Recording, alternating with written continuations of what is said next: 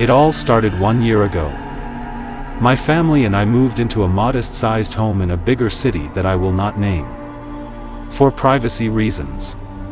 My father recently had gotten a job in the city working for an insurance company, and within that week my father, mother, sister, and I were swiftly packing and moving to the other side of the country, leaving behind our friends, family, and practically our entire lives behind for a new start.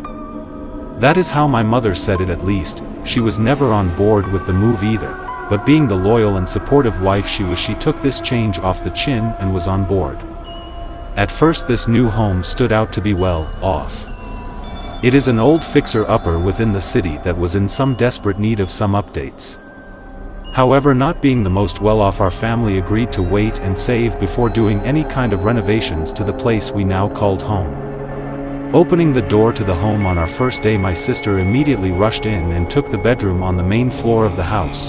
This left my parents to take the master bedroom upstairs, and well, me, I was given the basement. At that time I was furious. Looking back now, I should have been thankful. The basement on arrival was unlike the rest of the home. It seemed as if it had just been remodeled. Truthfully, it was immaculate. There was one thing strange about it though, with that being these strange markings on each wall. At that time I did not think of anything bad, maybe just a weird design idea by the previous owner. I could have never have known then that these symbols were truthfully my reason for still being alive, unlike my family. It all happened so fast after our first day in that house. It started small and almost unnoticeable at first. Little things like my sister's scrapbooks unexplainably being torn to shreds, my mother's knitting needles being left in places where they could harm someone, or my father's computer falling and smashing to the floor while there was no one even upstairs. Oh, how I wish this would have just stopped there, but things got so much worse. Roughly 6 months after we moved into the home was a day I will never forget and will haunt me for the rest of my life. However long is left of it, at least. My sister had a friend whom she met from school sleepover. They were both so excited. However, that all changed at 1 in the morning. Everyone in our house were sound asleep, including me. This is when I was suddenly awoken by a blood-curdling scream. Half curious and half scared, I bolted upstairs in a panic to locate the causes and location of the scream. It was my sister. She was covered in blood, but it was not her own. Her friend was sprawled out on the floor. Well, what was left of her? Most of her upper half was missing, and what was left was contorted in such unnatural positions that I nearly hurled. In an instant the entire house began to shake furiously. It felt as if the house itself was alive and it was angry with us. The lights within the house began to dim as a large figure arose from what seemed to be out of thin air. The figure immediately went after my poor sister with a wild swing, beheading my sister with one easy swipe. My parents tried to outrun the thing, but it was pointless. Whatever this thing was set its sight on them and wouldn't stop until it got what it wanted, their bodies. I ran as quick as I could. I knew with my parents currently being the target with this thing that I would momentarily be safe. By what seemed like pure luck or fate, I decided my place of escape would be my room in the basement. The thing noticed me and tried to pursue me, but as soon as I made my first step onto the basement stairs, the thing stopped quickly in its tracks. The figure made a loud guttural scream that actually made both of my ears start to drip blood. The piercing sound made me feel as if my head was going to explode. The sound grew to the point where I slammed the door shut and threw myself down the steps to try and lessen the head-pounding sound. The thing, it did not follow. It stayed upstairs. For many days I stayed hidden in my room. Too afraid to leave and not knowing or wanting to see the carnage the thing left my family in upstairs. I can truly only imagine the immense horror I would see if I looked upstairs. That is truly a sight I never wish to have to see. It wasn't until day number 6 that I let my guard down even just a little bit. I realized that this thing was not coming downstairs. If it wanted me, it would have already easily have gotten to me by now. But how? Why? That's when it hit me, the reason this thing would not come downstairs. The markings. Whatever these markings meant, it was enough to keep this thing away from the basement, like some sort of protection or force field against this unholy aura. It has been the only thing keeping me alive for these months on end now. I have managed to stay fed with our basement pantry and water from my personal basement bathroom, but the food is starting to run out. Soon I will have to make my way out of this basement to somehow survive. I don't know if I will, but to be honest, after what I am bound to see upstairs, I do not know if I will even still want to live.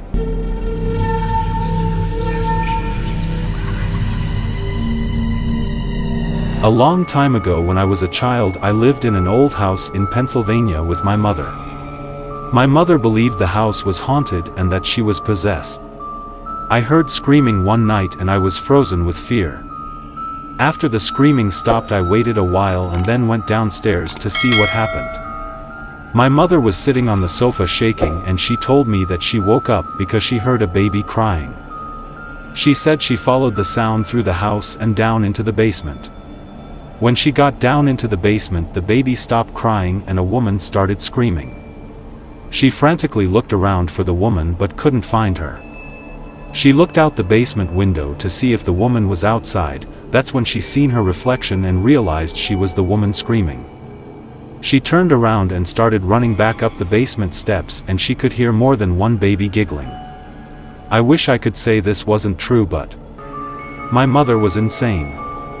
We were constantly having the house blessed to remove the evil spirits and exorcisms to remove the demons from us. I started hearing and seeing things, but I don't know if it was real or if it was in my head, because she was driving me crazy too. Every now and again when it was late, I would see a man in the backyard. It looked like he was dressed like a coal miner, and he would point to the hill behind our house. I wouldn't look for long, would cover my eyes and pray to God to take the spirits away and make them leave me alone. When you're 6 years old and in a situation like this, you're terrified all day and have night terrors all night. Most people don't know what true terror is.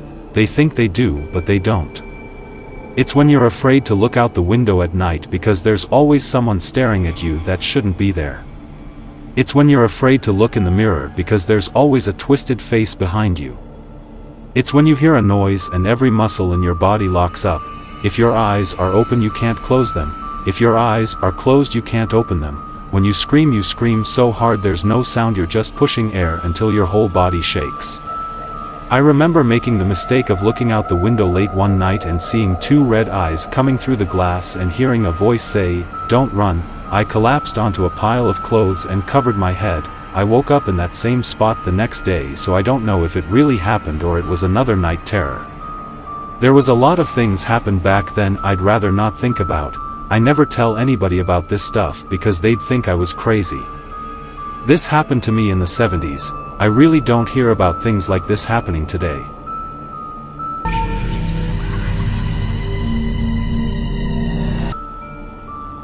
It was school holidays and my friend, we'll call her Sarah, and I were extremely bored and just wanted to chill. This was summertime. We lived in a small town called New Braunfels in Texas.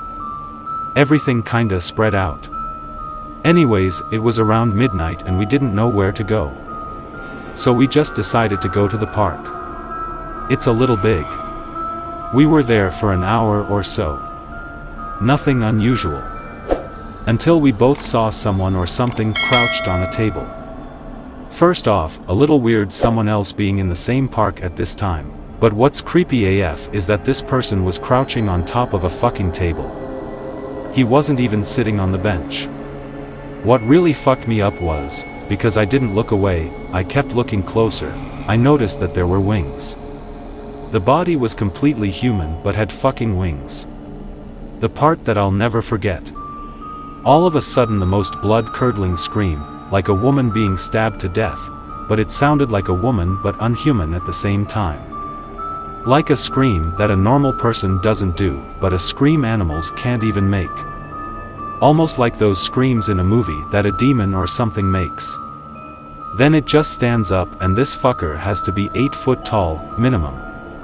We both ran as fast as we could. Have you ever ran to your lungs' max capacity? I ran until I had no air left in my lungs and then kept running until I had to slow down because I was coughing too much. We knocked on PPL's doors and kept getting threatened that they have guns and will shoot if we don't leave. We were literally locked outside with this thing. I kept looking into the sky. because this reminded me of Jeepers Creepers the movie. After maybe 20 minutes, the police show up and of course, think we're on drugs. But wanted to let us go. I walked the rest because I lived a few blocks away. The police drove my friend home. There was a white cop and a Mexican cop. When the Mexican cop heard the story, he pretended like it's just made up, but the look on his face said he knows something about this thing that nobody knows. I have PTSD now and hate going outside alone at night, especially near parks or the woods. Weird PPL don't really scare cops, animals don't really scare cops, but you know it was something much worse if a cop lies and can't keep a straight face because of fear. Like I said, it's a story that happened and I remember clear as day. But a story nobody believes.